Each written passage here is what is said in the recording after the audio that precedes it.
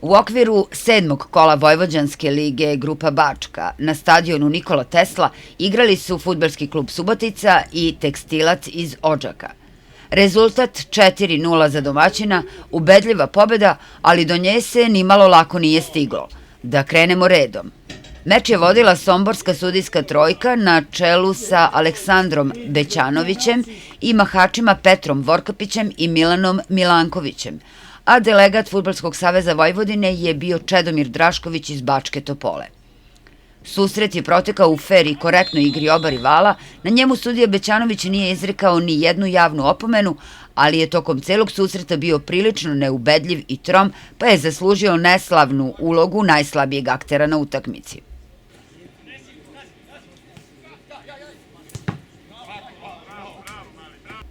FK Subotica je nastupila u sastavu Vojnić, Dejan Dragić, Taner Nikšić, Masalušić, Ilovac, Jukić, Panić, Ždrnja, Bakir Nikšić, Stipančević i Benjak.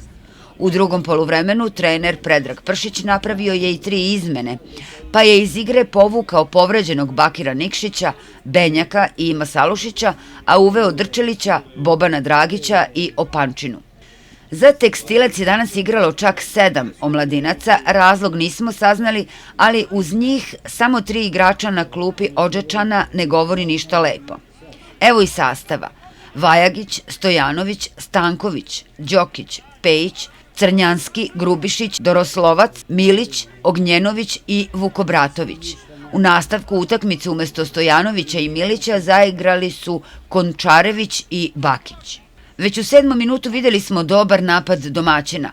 Centar šut Ždrnje, Panić zamalo neprecizan.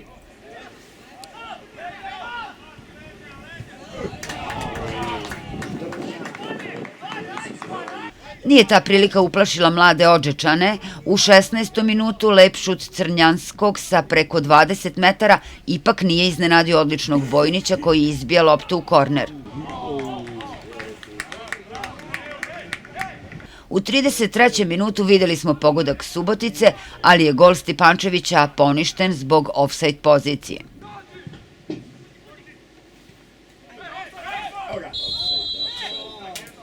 Finiš prvog poluvremena, tačnije 43. minut i šansa za domaćina, ali je Panić mnogo komplikovao i prilika je otišla u nepovrat.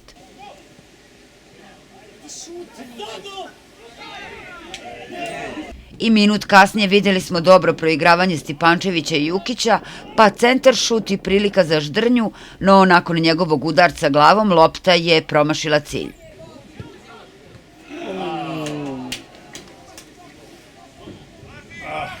Na poluvreme se otišlo bez pogodaka, što je za mlađani tim Tekstilca bio pravi podvig. Čak šta više, oni tokom tog dela utakmice nisu bili u podređenoj ulozi, pa su navijači željno iščekivali nastavak da bi videli rasplet ove zanimljive utakmice.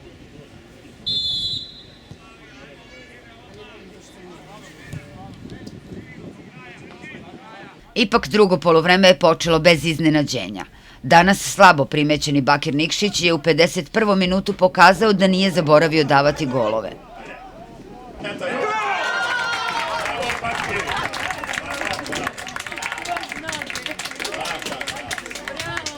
51. minut utakmice, 1:0 za Suboticu, strelac Bakir Nikšić.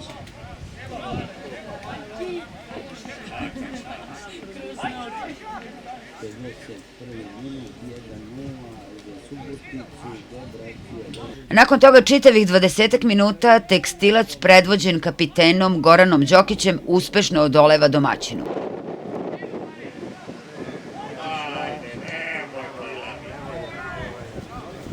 U 72. minutu mat u 3 poteza. Ponovo Stipančević započinje akciju, proigrava Ždrnju, on pronalazi Benjaka i Subotica vodi sa 2:0.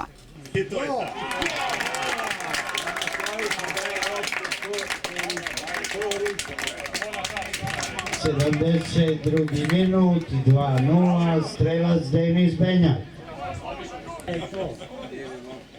72. minut, odlična akcija koju je započeo Slaviša Stipančević, nastavio Ždrnja, a Benjak završio gol. Treći pogodak za Suboticu pao je u 79. minutu iz penala. Strelac, najbolji pojedinac ove utakmice, Slaviša Stipančević. Tri nula, Slaviša Stipančević, 80. minut.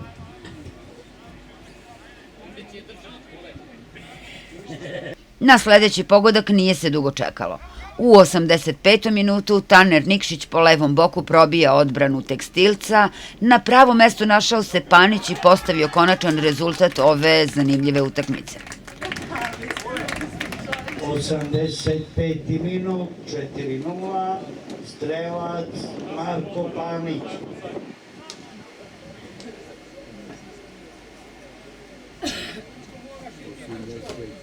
Minut, dobra akcija po levoj strani Mišića, na lopu natrčao Panić, isproveo je u mrežu 4-0.